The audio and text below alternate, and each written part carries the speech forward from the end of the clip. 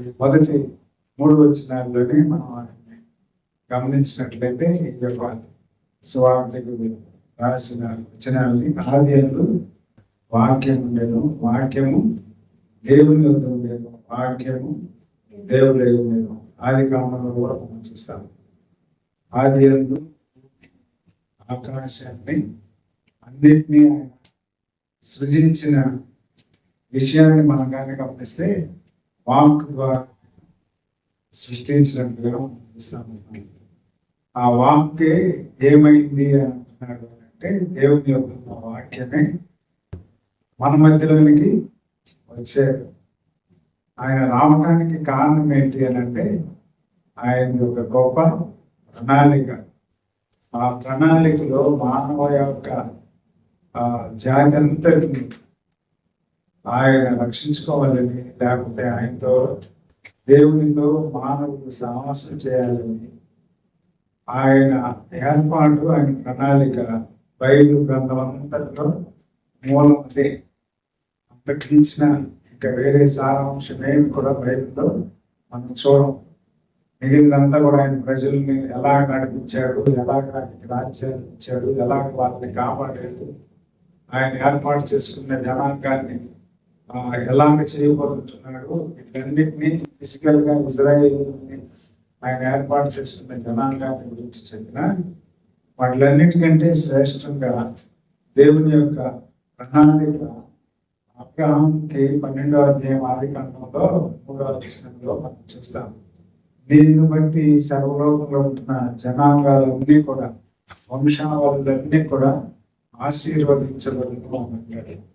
దానికంటే ఇంకా ముందుకు మనం వెళ్ళినట్లయితే ఆదిలో ఆదాన్ని సృజించిన వారిని ఏదైనా వనాన్ని వారికి అప్పగించి దాంట్లో ప్రభు ప్రతి చల్లపూట వారిని వచ్చి సమాసం చేస్తుంటున్న గొప్ప అనుభవాన్ని ఆదాము పౌలు ఆజ్ఞని అతిక్రమించి కోల్పోతే వారితోటి 3వ అధ్యాయంలో ఆయన విషయాలన్నీ గుర్తు చేస్తూ ఉంటాడు. ఆదాము ఎక్కడున్నామని వాటిలన్నింటినీ చెప్పిన తర్వాత అక్కడ దేవుని యొక్క ప్రణాళిక, లేకపోతే ఆయన దినాల్లో మానవుల ఎట్లా ఆయన చేయబోతుంటున్న నిబంధనను ఆయన అక్కడ 3వ అధ్యాయం 15వ వచనం అది చూస్తాం.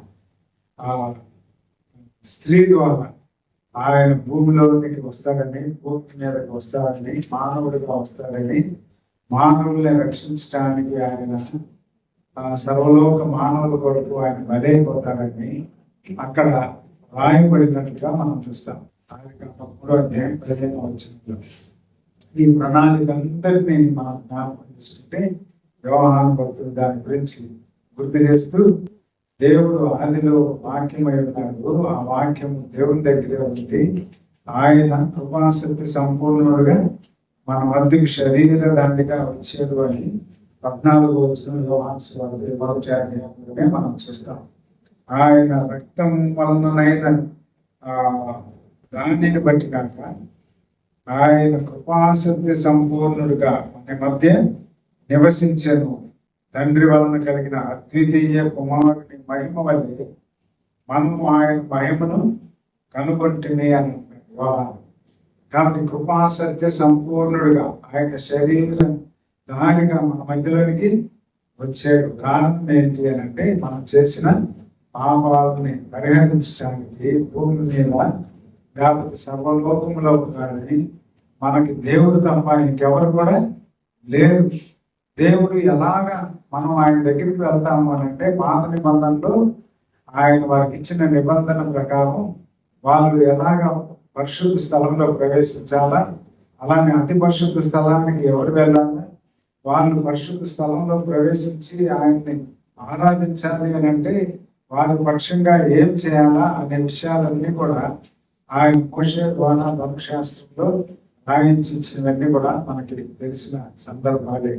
కానీ ఆ మొదటి నిబంధన లోపంగా ఉంటుంది. కారణం ఏంటి అని అంటే వారు ఎప్పుడు వచ్చి బలి నుంచి ఇలాగ మనం చేరినట్లుగానే వాళ్ళు కూడా దేవుడి సన్నిధికి ఆ పరిశుద్ధ దేవాలయంలోనికి, ఆలయం లోపలికి రావాలి అని అంటే వాళ్ళు తమది కాని రక్తాన్ని, పవిత్రమైన రక్తాన్ని చిందింపచేసి వారు ప్రవేశించారు.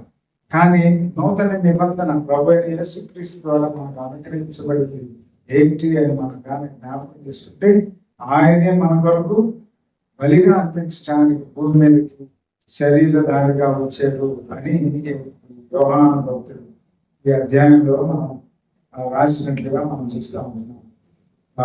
ఇంకా కిందకి వెళ్ళినట్లయితే అతని మూలముగా 7వ వచనంలో అందరూ విశ్వసించినట్లు అతడు ఆ వెలుగును గురించి సాక్ష్యం ఇచ్చుటకు సాక్షిగా వచ్చిన ఇతను బాప్తిస్మం యోహాను గురించి చెప్తూ కింద వచనాల్లో ఉన్నాడు, నిజమైన వెలుగు ఉండేది, అది లోకంలోనికి వచ్చి ప్రతి మనిషిని వెలుగించుచున్నది. ఆయన లోకంలో ఉండేను, లోకం ఆయన మూలముగా కలిగను, కానీ లోకం ఆయనను తెలుసుకొనలేదు. అసలు దేవుడు ఎవరు, దేవుని ఆరాధించాలా అనే ఈ మానవుల యొక్క తాపత్రయం సర్వలోకములో ఏ జాతిలో ఉన్నా, ఏ మతాల్లో ఉన్నా, ప్రతి ఒక్కరికి కూడా ఏంటి ఈ లోపల హృదయంలో లేకపోతే అంతరాత్మలో వేదన లేకపోతే ఆశ ఏంటి అని అంటే, నిజమైన దేవుని కనుగొనాలా. ఆ నిజమైన దేవుని కనుగొనటానికి మానవుడు పడే ప్రయత్నాలు ఎన్నో ఉన్నాయి. అందుకని అంటాడు ఇక్కడ, లోకంలోనికి ఆ వెలుగు వచ్చింది కానీ, ఆ లోకంలోనికి ఆ వెలుగు ప్రకాశిస్తుంది కానీ లోకం ఆయన్ని గ్రహించట్లేదు అని అంటాడు. ఎవరు వాళ్ళు వెలుగు అని అంటే మన ప్రభు అయిన యేసుక్రీస్తు అని ఇక్కడ స్పష్టంగా యోహాను భక్తుల ద్వారా రాయబడినవి మనం చూస్తూ ఉంటున్నాం. అలాగైతే ఈ వెలుగు మనకి ఎలాగ వెలిగించబడింది అని అంటే, మాట ద్వారా ఆయన మన జీవితాన్ని, మన పాప బ్రతుకుల్ని వెలిగించిన వాడు కాదు. ఆయన దేవాతి దేవుడై ఉండి ఆయన మాత్రమే పరలోకంలో లేకపోతే అత్యున్నతమైన సింహాసనం మీద ఆసీనుడై ఉంటున్న ఆయన మనల్ని రక్షించడానికి మనలాంటి శరీర ఆకారాన్ని ధరించుకొని భూమి మీదకి వచ్చాడు. అంత మాత్రమే కాదు, కానీ ఆయన శరీరంలో ఆయన భూమి మీద ఉన్నాడే కానీ ఆయనలో పాపము లేదు. ఆయన పాపము ఎరుగడు, ఆయన పరిశుద్ధుడు, ఆయన పవిత్రుడు. అందుకనే మరియతో అంటాడు, నీ గర్భములో పుట్టబో శిశువు ఎవరంట? పరిశుద్ధుడు, పవిత్రుడు, పరిశుద్ధాత్మ మూలంగా నీవు గర్భం ధరిస్తావు. అంటే దేవాది దేవుడు మన ప్రభు అయిన యేసుక్రీస్తు, ఆయనలో పాపము లేదు, పాపము ఎరుగడు. మానవుడు కాదు, ఆయన మానవ శరీర ఆకారాన్ని ధరించుకొని వచ్చాడు మన కొరకు. అందుకని ఈ మొదటి అధ్యాయంలోనే అంటారు, లోక పాపమును మోసుకొని పోవు దేవుని గొర్రెపిల్ల లాంటి 29వ వచనం. కాబట్టి ఇలాంటి ప్రభువు లోకంలో వెలిగించడానికి వెలుగు ప్రకాశిస్తూ ఉంటుంటే, ఆ వెలుగు ఇప్పుడు మనకి ప్రకాశిస్తూ ఉంటుంది. లోకమంతా యేసు ప్రభు నామంలో వెలుగు ప్రకాశిస్తూ ఉంటుంది. అది ఎవరు గ్రహించారో వాళ్ళలో ఆ వెలుగు నింపబడతా ఉంటుంది. అందుకని ప్రకటన గ్రంథంలో మనం కానీ గమనించినట్లయితే అక్కడ ఇదే యోహాను భక్తుడు 15వ అధ్యాయంలో ఒక గొప్ప విషయాన్ని అక్కడ గుర్తు చేస్తూ ఉంటున్నాడు. ప్రకటన గ్రంథం 15వ అధ్యాయంలో 3-4 వచనాలు కలిసి ఉన్నాయి, అవి చదువుతాను. వారు, ప్రభువా దేవ సర్వాధికారి, నీ క్రియలు ఘనమైనవి, ఆశ్చర్యమైనవి, యుగములకు రాజా, నీ మార్గములు న్యాయమును సత్యమునై ఉన్నవి. ప్రభువా నీవు మాత్రము పవిత్రుడవు, నీకు భయపడని వాడెవడు, నీ నామమును మహిమపరిచిన వాడెవడు అని అంటున్నాడు. కాబట్టి ఆయన ఎవరంటే వాడు ఆశ్చర్యకరుడు. ఆయన క్రియలు ఘనమైనవి, సర్వాధికారి అయిన ప్రభువు ఆయన, మన ప్రభు అయిన యేసుక్రీస్తు. అంత మాత్రమే కాదు, ఆయన మాత్రమే పవిత్రుడు.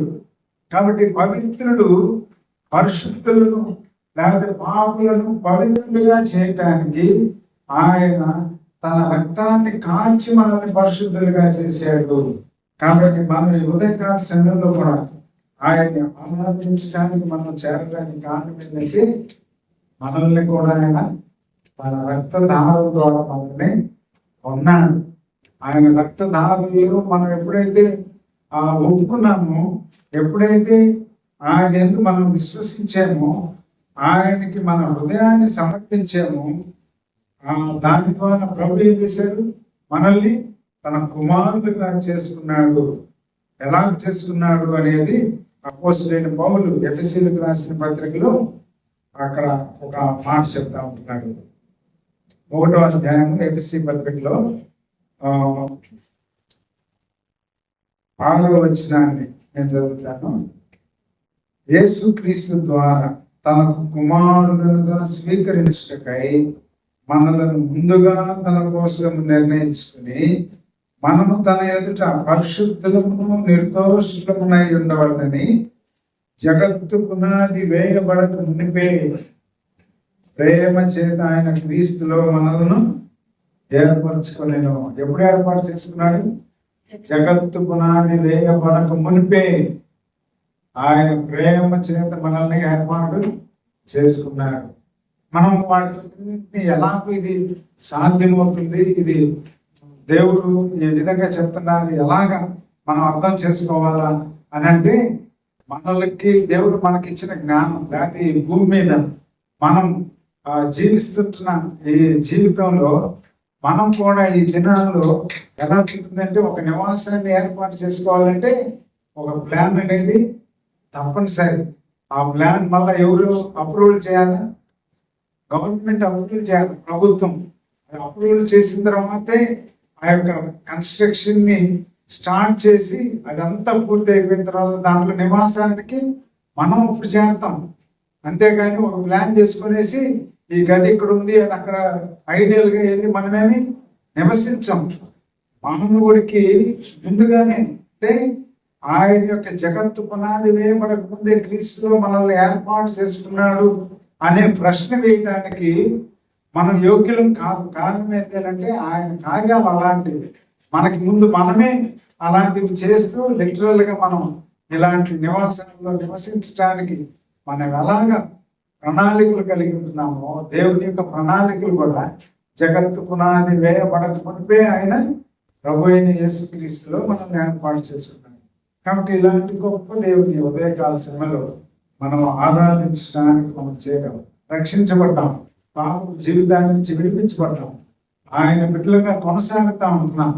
కొనసాగే మనం ఆయన బిడ్డలు అంటున్న మనము మనకి దేవుడిచ్చిన బాధ్యత ఏంటి, ఆజ్ఞ ఏంటి అని అంటే, ఆయన మత్తయి సువార్త 26 వచ్చిన 27 వచనంలో చెప్తా ఉంటాడు కదా, ఆయన మరణించే ముందు తన శిష్యులకు ఇచ్చిన వాగ్దానం, లేకపోతే ఆజ్ఞ, లేకపోతే ఒక నిర్దిష్టమైన ఇన్స్ట్రక్షన్ అనుకోవచ్చు, సూచన అనుకోవచ్చు. నన్ను జ్ఞాపకం చేసుకోవాలి అంటే మీరేం చేయాలా? నా శరీరాన్ని, నా రక్తాన్ని జ్ఞాపకం చేసుకోవాలి అంటే, నేను మీ కొరకే అప్పగించబడి నా సెలవు శ్రమలను జ్ఞాపకం చేసుకోవాలంటే ఏం చేయాలా? మీరు ఆ రొట్టెను సమీపించడం, ఆ యొక్క రసపాత్రను మీరు సమీపించడం, ఇది నా శరీరం, మీ కొరకే ఎలాగో నేను నలకొట్టబడుతుంటున్నాను ముందు సమయంలో, అవన్నింటినీ జ్ఞాపకం చేసుకోవడానికి మీకు ఇది అనుగ్రహిస్తుంటున్నాను. అలానే నేను కార్చే రక్తానికి సాదృశ్యంగా ఈ పాత్రను మీకు ఇస్తుంటున్నాను అని ప్రభు వారికి చెప్పినట్టుగా మనం చూస్తూ ఉంటున్నాం. ఆ ఆజ్ఞ ప్రకారమే మనం కూడా ఈ ఉదయకాల రక్షించబడ్డాం, దేవుని బిడ్డలమయ్యాం, ఆయన రక్తదానంలో కడుగుపడ్డాం. కడుగుబడిన మనం సామాసంగా చేరి ఆయన ఇచ్చిన ఆజ్ఞ ప్రకారం బల్లలో మనం పాలు పొందటానికి మనం చేరి ఉంటున్నాం.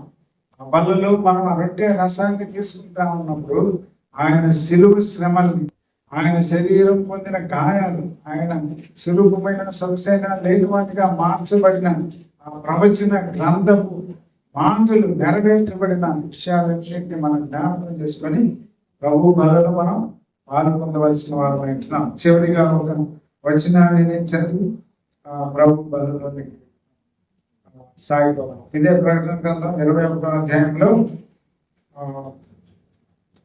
1వ వచనం మధ్యలో నుంచి నేను చదువుతాను. మరియు నేను నూతనమైన యెరూషలేము ఆ పరిశుద్ధ పట్టణము తన భర్త కొరకు అలంకరింపబడిన పెళ్లి కుమార్తె వలె సిద్ధపడి పరలోకమంతున్న దేవుని యొద్ద నుండి దిగవచ్చుట చూచితిని. ఇదిగో దేవుని నివాసము మనుషులతో కూడా ఉన్నది, ఆయన వారితో కాపురం ఉండను, వారు ఆయన ప్రజల ఇందులు దేవుడు తానే వారి దేవుడయ్యింది, వారికి తోడయ్యుండెను.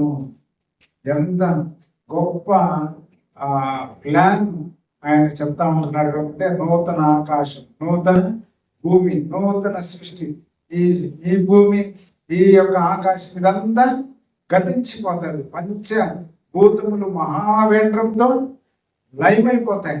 ఇవన్నీ పోయిన తర్వాత దేవుడు మరలా సృష్టిని దేవుడు అనుగ్రహించిపోతా ఉంటున్నాడు. ఆ నూతన ఆకాశం, నూతన భూమి, ఆ నూతన సృష్టిలో దేవుడు మనతో ఎల్లవేళలా నిత్యము నివాసం చేయడానికంటే ఏం చేస్తానంటున్నాడు? ఆ పరలోకం నుంచి యెరూషలేము అనే ఆ మహాపట్టణము ఎక్కడికి వస్తుందంటే భూమి మీదకి, నూతన భూమి మీదకి ఆయన వచ్చి ఆయన మనతోటి నివాసం చేశాడు. ఆయన మనతో కలిసి సహవాసం చేశాడు. ఎంతకాలం? దీనికి ఇక అంతం లేదు. అందుకని అంటాడు, ప్రతి బాష్ప బిందువును ఆయన తుడిచివేయను. ఇంకా అంటాడు, ఆయన మనకి దేవుడై ఉంటాడు, మనం ఏమై ఉంటామంటే ఆయనకి ప్రజలమై ఉంటాం. దీంట్లో ఎవరుండరు అనేది మనం కానీ చూస్తే 8వ వచనంలో అంటాడు, పిరికివారు, అవిశ్వాసులు, అసహ్యులు, అనాంతకులు, వ్యభిచారులు, మాంత్రికులు, విగ్రహారాధకులు, అబద్ధికులందరూ అగ్ని గంధకములతో మండు గుండంలో పాలు పొందుతారు. ఇది 2వ మాట. కాబట్టి వీళ్ళందరూ కూడా ఆ నూతన యెరూషలేము, నూతన సృష్టిలో ఆయన చేర్చుకోవడం. ఇదే జగత్తు పునాది వేయబడక ముందే మనల్ని రక్షించుకున్నాడు. ఎంత గొప్ప భాగ్యం దేవుడు మనకు అనుగ్రహించాడు. ఉచితంగా ఇంత కృప చూపించిన దేవునికి రక్షించబడిన మనం ఎల్లవేళలా ఆరాధిస్తూనే ఉండాలి. అలాంటి కృప మనకి దేవుడు అనుగ్రహించి ఉంటుండగా, ఆయన బలను మనం సమీపించి ఉంటుండగా, ఆయన శిలువ శ్రమల్ని, ఆయన పొందిన గాయాలు, ఆయన పొందిన అవమానం, హింస, ఆయన కాల్చిన పవిత్రమైన రక్తంలో మనం ఉదయకాల సమయంలో మనం పాల్గొంటుండగా మన హృదయపూర్వక కృతజ్ఞతాస్తుతులు స్తోత్రాన్ని ఆయన చెల్లించబద్దులమైంటున్నాం. మన మధ్యలో ఆయన ఎలా ఉన్నాడంటే ప్రధాన యాజకుడిగా, మన మధ్యలో ఇప్పుడు పరిశుద్ధాత్మ రూపిగా మన మధ్యలో సంచరిస్తున్నాడు. కానీ ఒకరోజు రాబోతా ఉంటుంది, ఆ దినాన ఆయన మనతోటి ఇంకా ఎప్పుడు కూడా మనతోనే ఉంటాడు. మనం ఆయన ప్రజలుగా ఉన్నాం, ఆయన మనకు దేవుడై ఉంటాడు. అలాంటి ఆ దేవుని మనం కలిగి ఉంటుండగా ఆయన మనకు అనుగ్రహించిన గొప్ప రక్షణను బట్టి ఆయనకి మన హృదయపూర్వక కృతజ్ఞతాస్తుతులు చెల్లించి ఆయన బలలో మనం పాల్గొంటున్నాం.